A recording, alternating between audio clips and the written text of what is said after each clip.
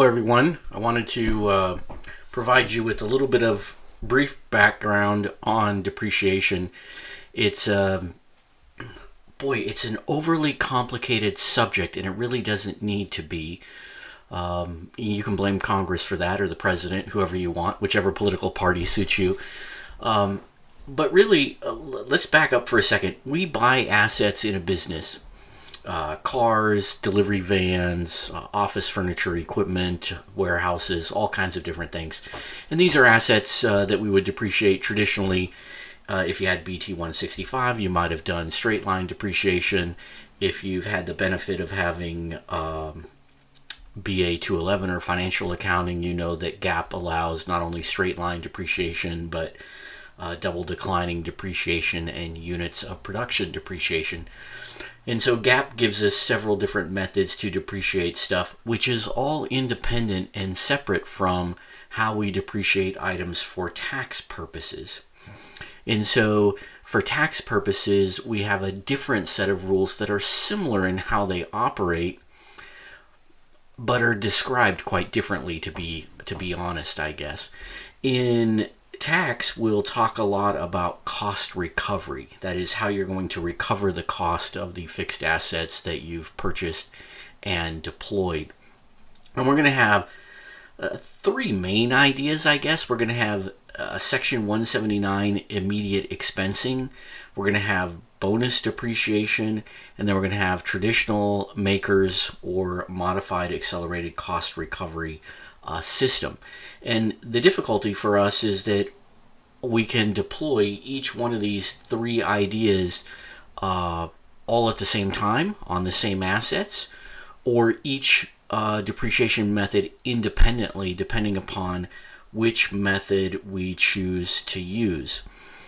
That's kind of a very brief intro, I guess. Let's start with just a few of the details with the whys and the what-fors. So Section 179 expensing, the title comes from the section of the tax code. So that's the U.S. Chapter 26 of the Federal Income Tax Code, Section 179.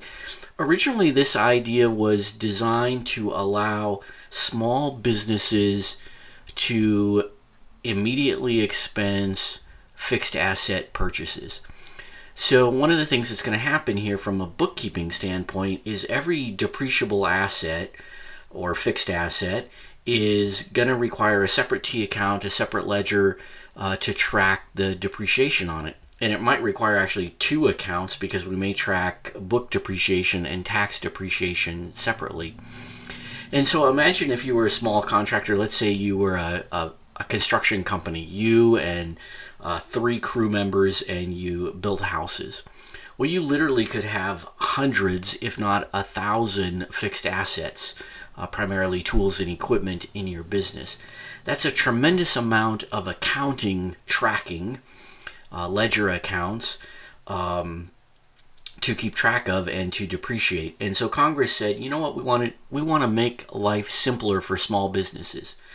And so originally it was businesses that didn't put a lot of assets in service, but were profitable, could choose to expense assets all at once up to certain limits.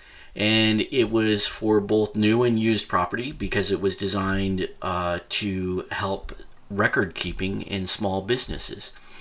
And so you can see on the screen in front of you now that this it's become a little bigger than just small businesses. So first of all, you can only expense to the extent that you have profits. So if I've made $15,000, I can look at my fixed asset purchases for the year and I can expense 15,000 of them, or $15,000 worth. And then once I'm done with that, I can move into bonus depreciation or into MACRS. But this is kind of like the first swipe. I can look to wipe out assets so that I don't have to calculate depreciation on them. You can see that it applies to both new and used property.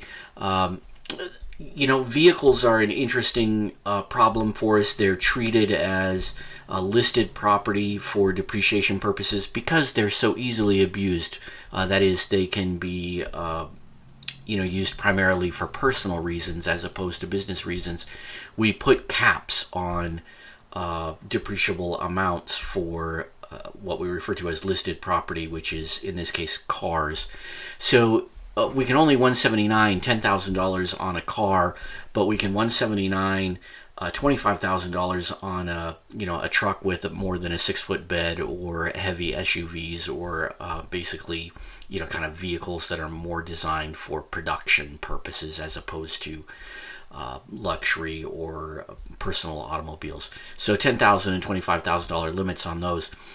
Now the general 179 limits, when I first came into the biz, they were like 25,000 and 100,000.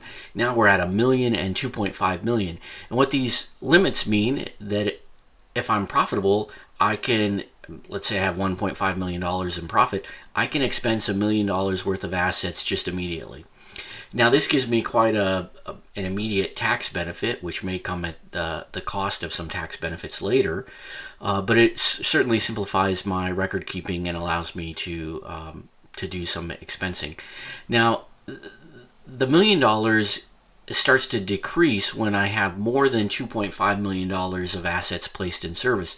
So imagine I bought a fleet of semi trucks, and I bought $3 million worth of semi trucks.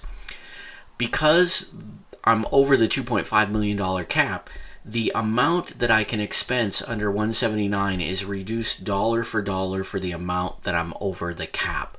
So in this case, I mentioned $3 million, which is $500,000 over the cap. So my 179 limits would be reduced from $1 million in expensing to $500,000 in expensing. Now that's a bit of a loss, because now I'm basically being phased out, because the tax code feels like I'm no longer a small business, because I'm starting to deploy significant amounts of assets. But don't worry, we'll have other opportunities here. So let me see if I can make the slides work. So another alternative, and we do these in this order. We look and use our Section 179 expensing first, and then we can go to bonus depreciation. Now, bonus depreciation came about after Section 179 expensing, and bonus depreciation was, this is a brainchild of economists and Congress people who want to collect votes. During an economic downturn, I think the first time we saw bonus depreciation was 2001, after the dot-com crash and the real estate bubble bust, the first real estate bubble bust, probably not the first, but in 2001 anyway. We got bonus depreciation, and what Congress is trying to do here, or what the economic people are trying to do, is they're trying to stimulate asset purchases, because asset purchases kind of drive production. And so you can kind of stimulate the economy by increasing production if you can get more people buying business assets. And so what Congress did originally in 2001 is they said, hey, look, of any asset that you purchased, you can immediately expense 30% of it, and then you can expense the rest during MACRS. Now, in 2001, it was a real mess, because subsequently, like before the year was even over, they changed the rate to 50%. And so then assets that you'd bought in like the first 3 quarters of the year, you could take 30% and then MACRS. And then subsequently, if you bought them in the last quarter of the year, you could take 50% and then take MACRS on top of that. We have been at 50% depreciation off and on a lot since 2001. It kind of went away for just about a year, and then it came back in 2008 when the economy crashed. There were times in 2009, 2010 that it was at 100%, then it dropped back to 50%. And you can see on the slide here that after 9/27 of 2017, we basically have 100% bonus depreciation. And so if I can't wipe out all my assets with 179, I can simply use bonus depreciation to wipe them out.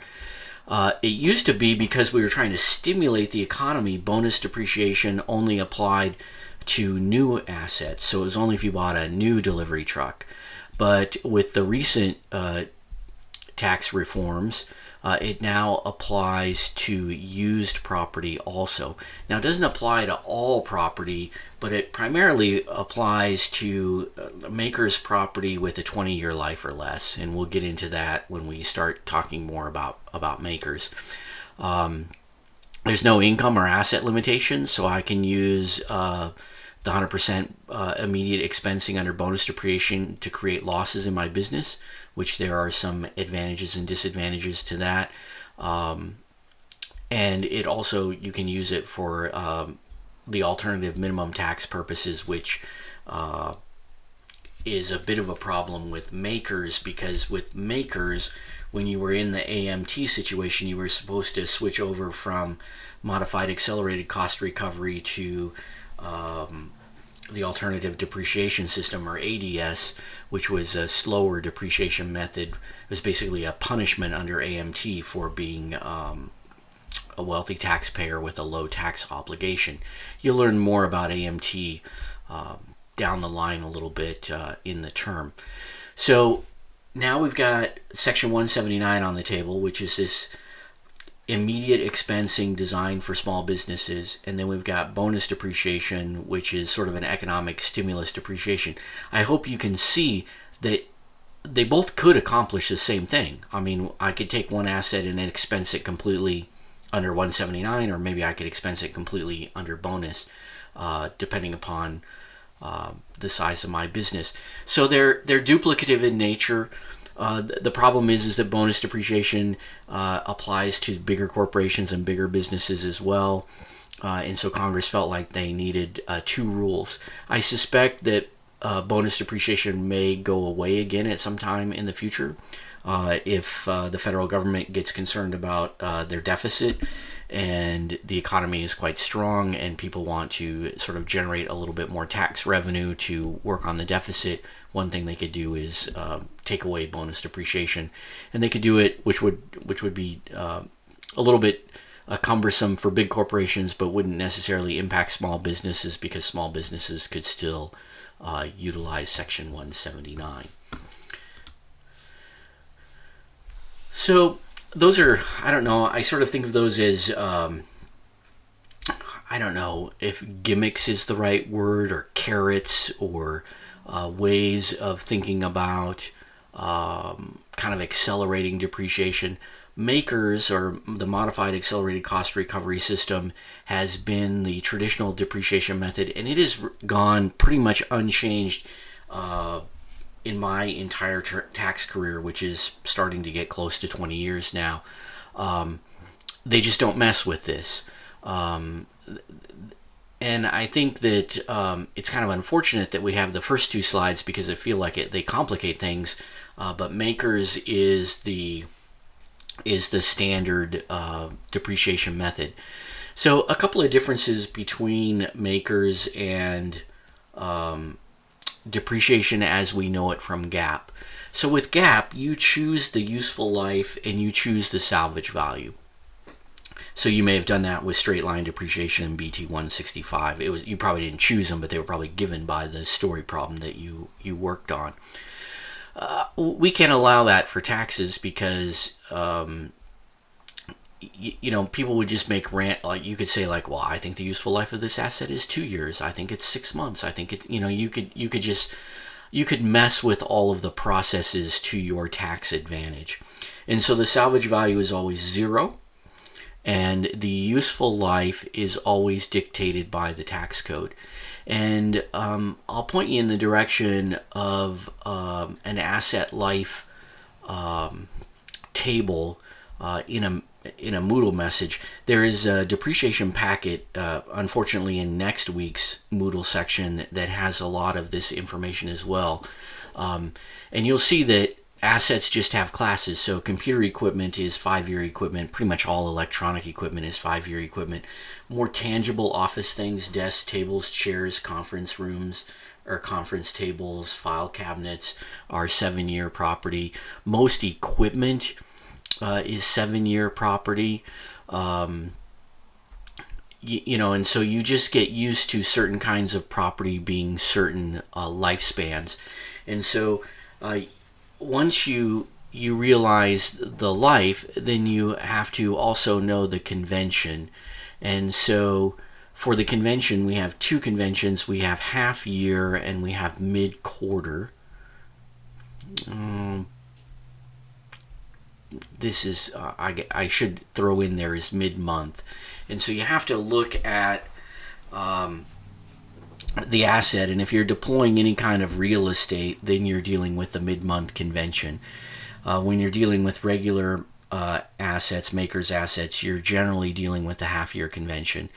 And so with the mid-month and the half-year, what that's trying to tell us is that we're going to take a half a year's depreciation in the year that we place the asset in service. We're going to take half a year's depreciation in the year that we dispose of the asset. Now, if it's real estate, we're going to take half a month when we place it in service, and we're going to take half a month when we take it out of service. And so what that means is that, for example, our computer, which is a 5-year asset, is going to take 6 years to depreciate. I know that makes no sense whatsoever, but you just roll with it. It's taxes. So we're going to take half year in year 1, and then we're going to take full years in year 2, 3, 4, and 5, and then we're going to take half a year in year 6. And we do this because we don't want to calculate depreciation to the month, or we don't want to calculate depreciation to the day, and it doesn't really matter to the IRS whether you bought it February 2nd or you bought it October 2nd. We're going to take half year in the first year and half year in the last year. So we have to know the life, like it's a 5-year asset. We have to know if it's half year convention. And then once we know that, we can just look at the table. We look at what year the asset is, say the first year, and it gives us a percentage. And we simply multiply the depreciable basis times the percentage, and that's our depreciation expense for the year. It's really a very simple process once you get beyond all the language and become familiar with how it works, which I realize is not an easy thing to do in the beginning because this is all new to us. But it's literally easier than doing GAAP depreciation because you just kind of rely on the tables and the percentages. Now, the exception here is the mid-quarter convention. Whew, I probably should take a breath. This is like a lot of stuff. The mid-quarter convention is a tougher standard than the half-year convention that we have to deploy when we place too much of our assets in service in the fourth quarter.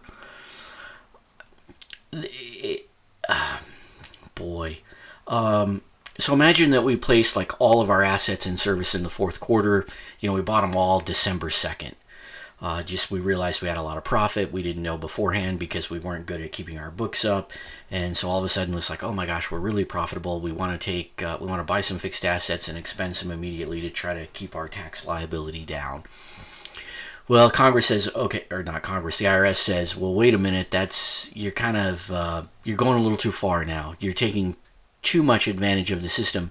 So when you place more than, and I think it's 30%, but it could be 40%, my bad. But when you place too much in service in the fourth quarter, then you have to go to the mid-quarter convention, which is just a different set of tables. They're more complicated tables because you have tables for the first quarter, the second quarter, the third quarter, and the fourth quarter. And you'll see these tables in the back of publication 946 if you want to take a look at them. And so you kind of prefer not to do that just because it complicates your depreciation tracking. So here's a place where you might step in with your Section 179 and use your immediate expensing or your bonus depreciation against your fourth quarter asset purchases so that you don't have to do the mid-quarter convention. Now you may use 179 and bonus depreciation against all of your assets, but you may not. You may choose to do MACRS depreciation instead. MACRS depreciation by default ends up being double declining balance depreciation. So on a 5-year asset, if you think 1 over 5, the straight line amount would be 20%. And then if you remember from financial accounting, if you've had that already, we double that and make it 40%. And so that's kind of how double declining works, or how MACRS works. It's set up to be a double declining depreciation with only half in the first year, and half in the last year. And basically what it does is it does double declining until the double declining runs into the straight line rate, and then it switches back over to the straight line rate.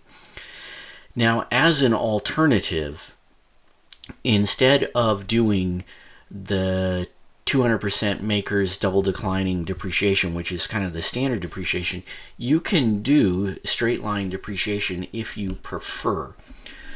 It is not necessarily, although it could end up being to your tax advantage to do straight line depreciation, but you may find it easier from a bookkeeping perspective to do.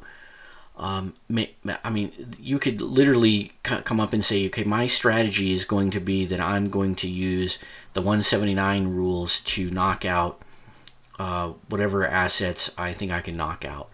And then other long-term assets, I'm just going to do straight line depreciation on, because I don't want to look things up on the table. I just want it to be simple and straightforward. And so you are allowed to make some choices here to facilitate the ease at which your bookkeeping takes place. So bear that all in mind. Here's ADS. I don't want to talk a lot about this. This is if you get caught by the AMT. You notice instead of 200% in the first bullet here, it's only 150%. Generally applied to longer-lived assets. This was if you were a very successful and profitable small business and you were getting caught by the AMT and you didn't have bonus depreciation, then you ended up in ADS, which wasn't quite as attractive. But now your bonus depreciation can keep you out of ADS. Probably your bonus depreciation can keep you out of AMT if you deploy it wisely. So this slide here is a bit less important in the current environment. Now, if bonus depreciation were to go away, which I mentioned earlier that it could go away if if we feel like the need to stimulate the economy is no longer necessary, then ADS could go, or bonus depreciation could go away, and ADS could become more important again. Real estate.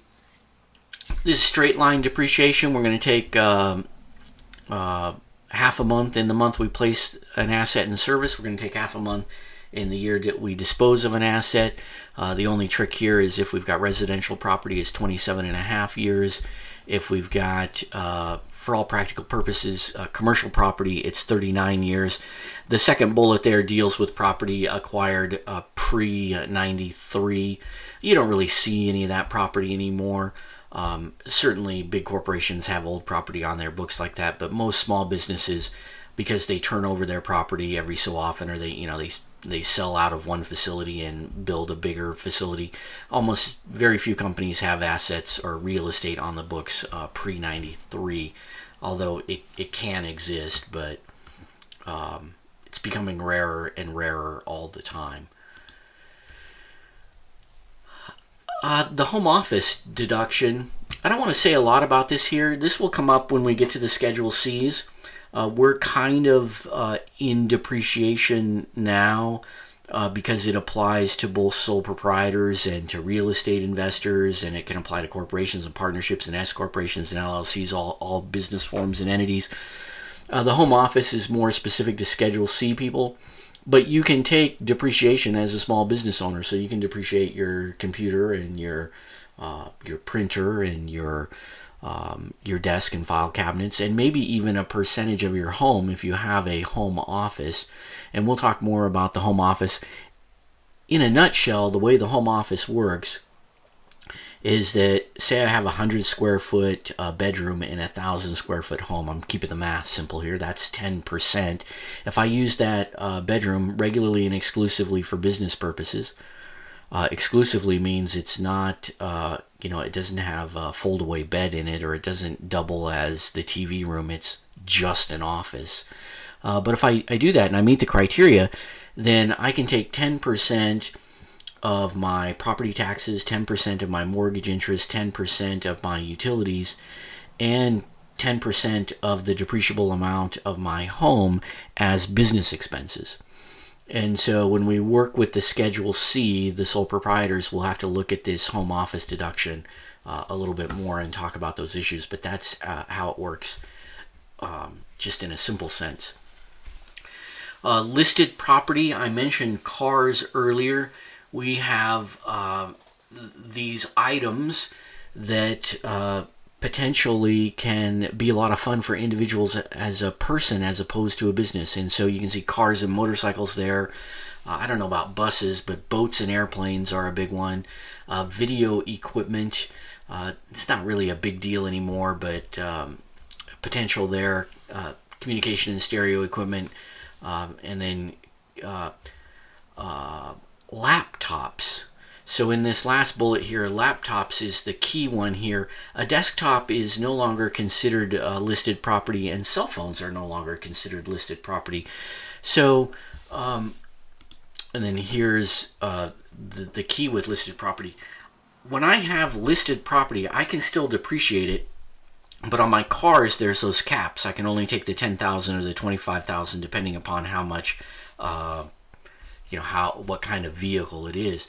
With other listed property, the trick is if I use it less than 50% for business, then I have to switch to ADS depreciation, and I also may have to recapture some depreciation that I've already taken. So imagine that I bought, let's say I bought a laptop, and let's make it $1,000 laptop, and I just expensed it immediately under Section 179, and then I get to the end of the tax year and I realize, oh my gosh, I only used it 30% for business instead of more than 50%.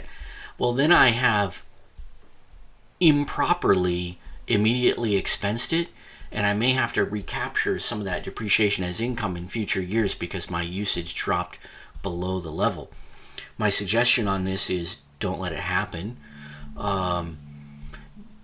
The other thing to do here, or the other difficulty here, is that with these listed property items, I'm literally supposed to log or capture the usage. So I'm supposed to, just like some people have logs for mileage on their cars, I'm somehow supposed to track how much I used my laptop for business and how much I used it for personal. And we all know that that's nearly impossible to do and whatnot. So I would say just make sure you always stay over the 50%, and that'll keep you kind of out of trouble with your listed property. 2 slides here on depreciation recapture.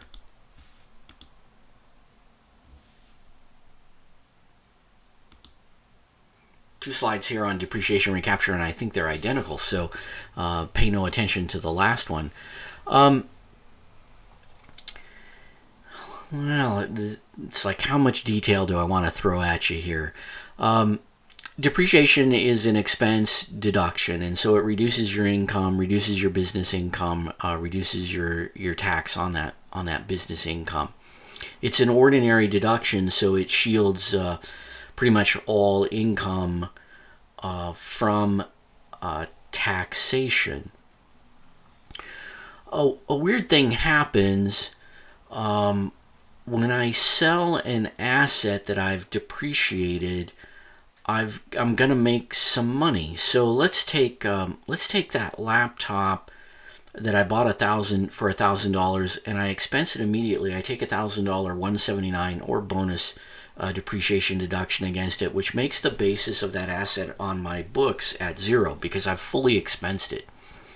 And say I use it for 2 years and then I sell it for $250.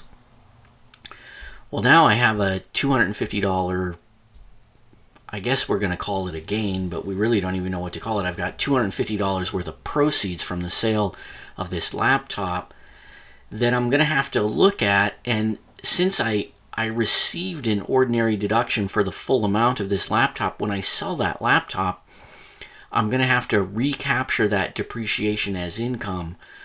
So in this case, that $250 from the sale of the laptop is going to be a 1231 gain that may be subjected to depreciation recapture.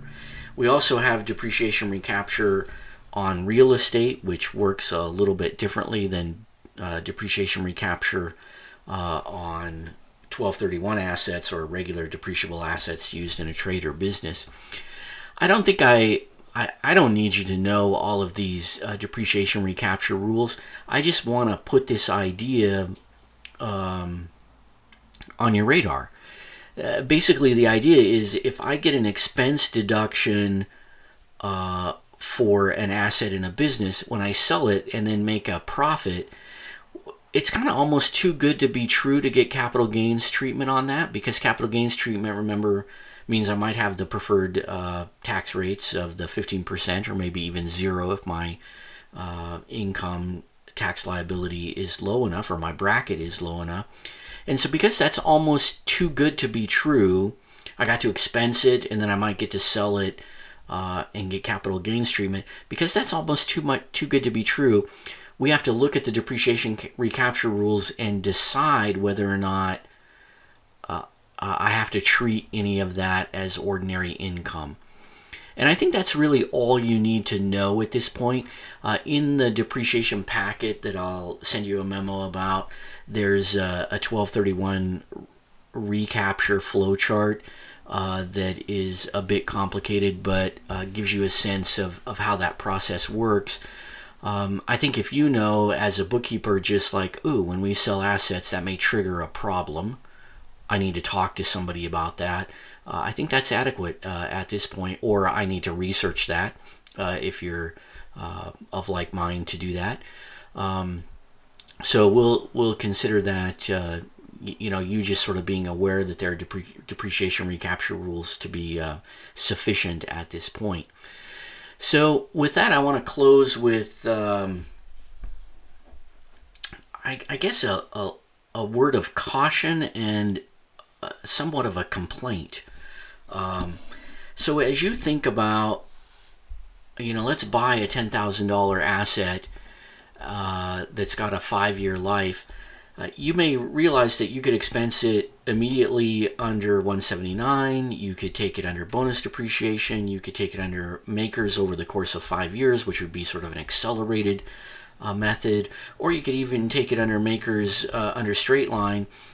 But in the beginning, the cost of the asset is the cost of the asset, and then at the end of 5 years, the amount that I have expensed is the total amount of the asset. So I'm getting to the same thing in a bunch of different ways. The only thing that's changing here is the timing of the deduction. And so I can drive the deduction into the current period, or I can forestall some of the deduction into future periods. If I stay in the same marginal tax bracket, that is, say I'm in the 25% tax bracket or the 22% tax bracket. If I stay in that tax bracket, then the only thing that I'm saving is the time value of money, because I'm getting all of the deductions. Now, if I'm in a high tax bracket in the present, immediately expensing may save me some money. It is also possible, though, that I could immediately expense in the present, and then I could be in a high tax bracket in the future, and I'll wish I had those deductions that I previously took.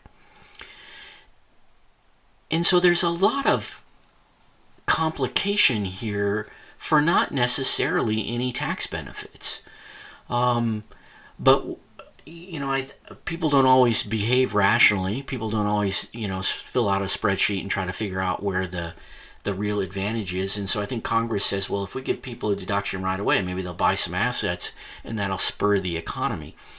I would encourage you to act with a little bit of caution here because a tax deduction taken today, in this case with a fixed asset, is a deduction that you've deprived yourself of in the future. And it may be advantageous to have those deductions in future years. And so the answer to me is not always to take advantage of the bonus depreciation or to take advantage of the 179 depreciation. Instead, I like to think about, well, I use the 179 in bonus on small assets or on mid-quarter assets when it can simplify my life or make my bookkeeping or my record keeping easier and cleaner. And then a lot of times I will come back and do MACRS straight line depreciation on other assets to have a simple process that I can do the calculations in my head or do them quite simply without looking up the tables because I'm doing straight line, and then I'm preserving deductions for the future when I know that I may be in a higher tax bracket.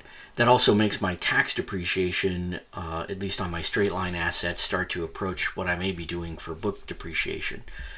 So I guess the caveat I'd like you to take away from all of this is just that it's quite complicated, but there's maybe not a lot here in terms of tax benefits, or at least the tax benefits are murky at best without doing kind of some longer term business planning. Nonetheless, depreciation is an important topic for us because again, it applies to a person who has a piece of rental real estate. It applies to small businesses. It applies to, all of these business entities that were likely to be engaged doing their bookkeeping or maybe doing tax work for them. So that's a very brief overview. I think the thing to do is to work a few of the problems, to look at the MACRS tables, and with this kind of overview of the terminology, hopefully that will help you to make some sense of things. Thanks for all of your efforts, and there'll be more to come in the future. Take care.